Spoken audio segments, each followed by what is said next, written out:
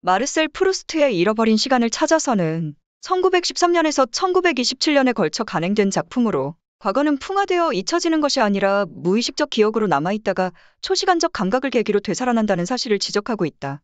그는 1871년 부유한 집안에서 태어났다. 평생 따로 일을 할 필요가 없을 정도였다. 하지만 태어날 때부터 병약계 구세 때 신경성 천식 발작을 일으킨 이후로 평생 이 고질병을 앓았다.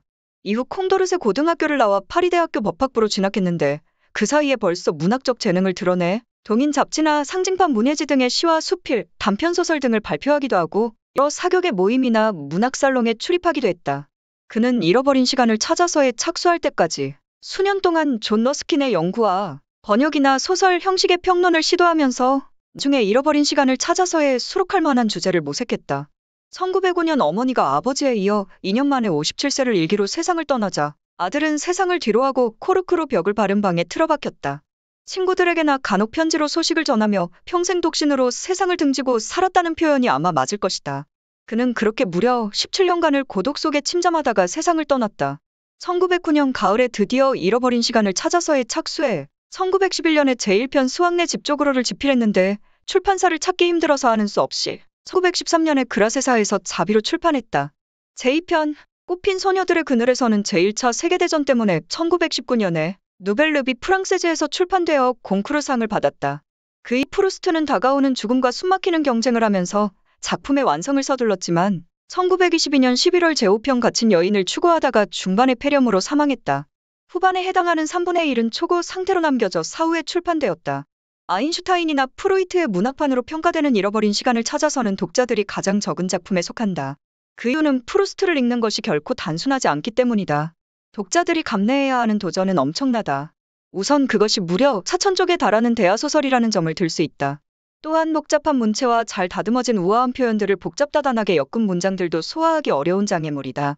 그런데 이런 복잡함의 극치는 아마도 이 작품이 통념적인 의미에서 줄거리를 갖추고 있지 않다는 사실에서 연유할 것이다. 이 소설은 한 인간의 의식이 자기 자신의 정체를 찾아가는 과정을 그린 작품이다. 웹 세계에서 발생하는 모든 사건들은 내면 세계의 1인칭 화자의 시각을 통해 철저하게 걸러진다. 그런데 이 과정이 쉽게 읽히지 않기 때문에 혼란스러움이 점점 가중되는 것이다. 프루스트 연구가 헤럴드 마치가 지적한 대로 그런 비교는 사실 프로이트나 아인슈타인을 잘 모르는 사람들이 한 것이다. 프루스트는 인터뷰에서 자신의 대작을 무의식에 관한 일련의 소설이라고 정의한 바 있다. 그러나 그것은 프로이트적인 의미에서 한 말이 아니었다. 프루스트는 하나의 아이디어를 놀라운 경지로부터 구현했다. 이것이 바로 무의지적 기억이라는 개념으로 파이 껍질을 맛보다가 또한 오래된 나무 계단의 냄새를 맡다가 갑자기 과거의 어떤 사건이나 경험은 물론 당시의 생생한 느낌과 생각까지 그 전체상을 떠올리는 것이다. 많은 사람들에게 프루스트의 통찰은 놀라울 정도로 강력한 것이었다. 그러나 과장이라는 사람도 있었다. 프루스트의 진정한 성취는 그런 기억을 구체화했다는 점이다. 그는 어린 시절에 강렬한 감정을 바로 불러낸다. 예를 들어 한 권 서두 조금 지나서 화자는 잠자리에 들기 전에 어머니가 입 맞춰주기를 얼마나 간절히 소망했는지를 묘사한다. 이렇게 시간을 앞뒤로 오가기 때문에 많은 사람들은 프루스트가 아인슈타인의 시간과 상대성에 관한 이론을 의식했다고 주장했다. 그런 프루스트를 프로이트와 연결시킬 수 있는 증거가 없는 것과 마찬가지로 아인슈타인과 연결시킬 수 있는 증거도 없다. 역시 헤럴드 마치의 조언대로 프루스트는 그 자체로 보아야 한다. 그렇게 볼 때 잃어버린 시간을 찾아서는 사라져가는 그리고 1차 대전과 더불어 완전히 없어진 프랑스 귀족 상류층의 삶에 대한 풍부하고도 꼼꼼한 모자이크로 다가온다. 프루스트는 그런 세계에 익숙해 있었다. 그의 편지를 보면 걸핏하면 공주 누구니 무슨 백작이니 무슨 후작이니 하는 이야기가 나온다. 등장인물들은 아름답게 묘사돼 있다. 프루스트는 놀라운 관찰력과 감미로운 산문의 재능을 타고났다.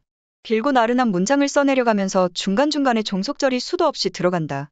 그러면서도 조밀한 단어의 장식들로 방향과 의미에 있어서 생생함과 명징함을 유지한다. 프루스트를 베르그성이나 보들레르, 졸라와 결부시키고 싶어하는 사람도 있고 그렇게 하기도 하지만 그의 서술은 글쓰기로서 작동한다. 그거 충분하다.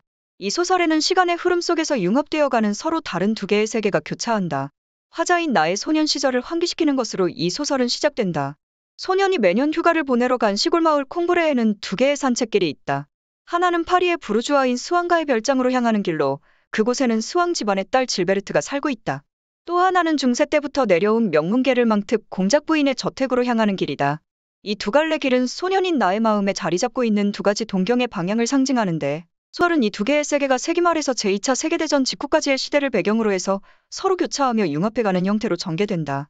나는 파리에서 다시 만난 질베르트와의 아련한 첫사랑이 깨진 뒤 할머니와 노르망디 해변에 발베크로 가고 그곳 해변에서 알게 된 소녀 알베르틴에게 끌린다.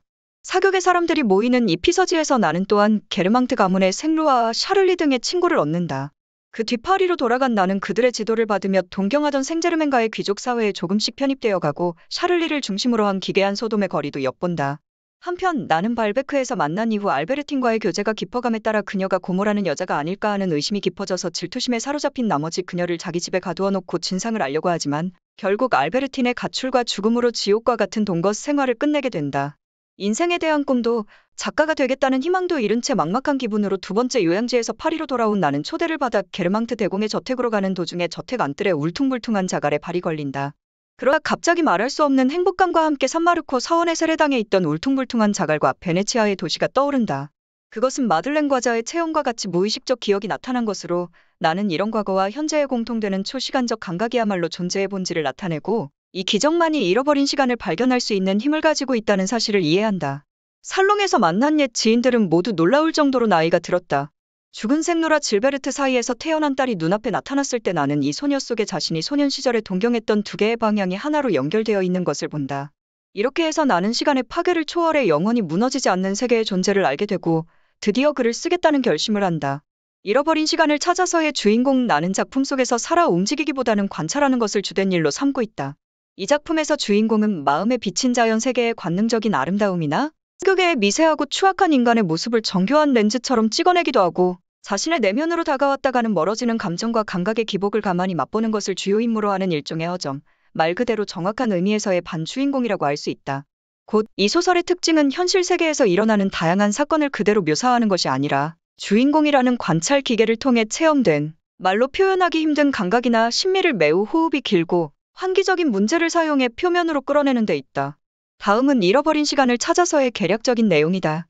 제1부 수완네 집 쪽으로 나 마르셀은 밤의 무의식인 기억의 소생에 의하여 과거의 추억에 잠기게 되었다.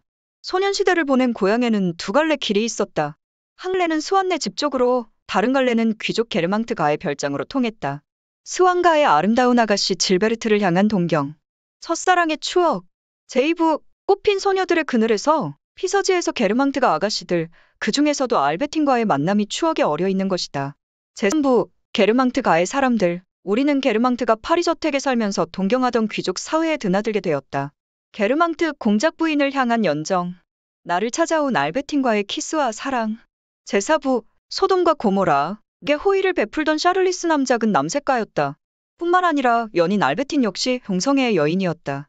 사랑의 험한감에 고뇌하고 질투하던 나는 돌연히 결혼을 결의하고 그녀를 독점했다. 제5부 갇힌 여인. 알베틴을 독점하여 동거 생활을 하던 도중에 나는 계속 질투와 의욕에 괴로워했다. 평화로움과 다툼 뒤에 권태가 찾아들고 무엇인가 채워지지 않는 허무감 속에 있을 때 갑자기 그녀는 가출해버린다. 제6부 자취 감춘 여인. 헤어지기를 원하고 있었는데도 그녀의 가출은 나를 괴롭게 했다. 뒤이어 알베틴이 말에서 떨어져 죽었다는 소식에 절망하지만 시간이 흐르자 망각으로 흘러가 버린다. 첫사랑의 질베르트는 개망가의 귀공자와 결혼한다. 질베르트와의 만남을 통해 내가 그때 적극적이었다면 그녀와의 사랑이 가능했다는 사실을 알게 된다. 제1부 되찾은 시간. 결혼한 질베르트는 남편의 변태 성욕으로 괴로워한다. 나는 문학적 재능이 없는가 보다고 생각하며 괴로워한다. 제1차 세계대전이 터져 귀공자는 나가서 전사. 전쟁이 끝나고 게르망트 대공비의 연주회에 초청된 나는 그 입구에서 굴러 쓰러지며 베니스 성당의 바닥에서 느낀 감각을 생각해냈다. 그와 어울려 베니스의 모든 것이 내 마음에 되살아나며 나는 크나큰 환희에 쌓였다. 현재와 과거에 걸쳐 있는 시간을 초월한 영원한 존재. 나는 예술이 무엇이라는 사실을 깨닫고 분명한 자신을 가졌다. 10여 년의 삭막한 생각이 지나간 뒤에 관념은 관념을 부르고 드디어 그 계시를 얻은 뒤에 때의 중요한 역할을 인식하기에 이르렀다. 살롱에는 낯선 사람들이 모여들고 나는 질베르트가 낳은 딸에게 소개된다. 나는 다시 창작에 몰두할 것이라는 비장한 결의를 굳힌다. 끝으로 총평하면 작품이란 현실의 정직한 거울이 아니라 만화경처럼 생을 확산시키거나 망원경처럼 멀리 있는 한 점을 확대하기도 하면서 현실에 대한 새로운 시각을 열어주는 것이라는 생각은 이론과 더불어 현대 문학에 큰 영향을 주었다. 조이스와 함께 프루스트가 현대 문학의 시조라고 불리는 이유에는 언어의 이 마술적인 기능에 주목한 점이 크게 작용하고 있다.